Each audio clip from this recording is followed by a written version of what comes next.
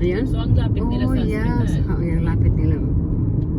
So guys, malapit na tayong makarating doon sa may Itong bagong hospital dito Yeah. sa South Health Campus, pakita mo. ilang minuto Ayan lang na. ito. Ito yung bagong hospital namin guys. Ng Calgary, yan. Stay in the middle lane. Ito yung mga condo. Yung sa mga side view niya ay mga condo. Ano yun? Anong tawag sa hospital natin? South Hills Hospital? South Health Campus. Yeah. Ito ang daming mga condo dito. Nakapalibot ang mga condo.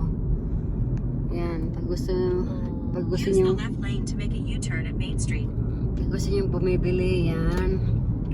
Ayan. Kunin lang natin yung style o sa para makita naman ninyo kung ano yung hitsura ng mga condo dito sa ibang bansa.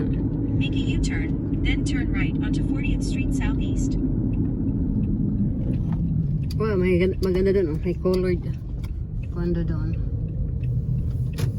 U-turn. Sinasabing U-turn natin? Turn right onto 40th Street Southeast. Then the destination is on your right. Dami nga parang condo dito. Tingnan. May sugong pa oh. May sugong Talagang doon. kaharap lang tayo sa line. Harap lang. South Health Doon lang Campus. oh. Yan. Condominium ito guys.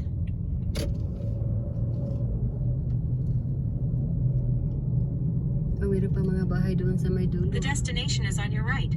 1966 140th Street Southeast. Arrived. Baka nag-uwi na yung tao ate. Okay lang, at least nakabisit ka. So, ang ganda ng kulay oh. Visitor parking. Yellow.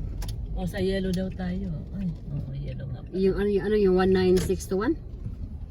Yung number? No overnight parking allowed. Visitor parking, no overnight. Guys, parking na tayo ha. Tapos mamaya pasok na tayo. Yan na, 196.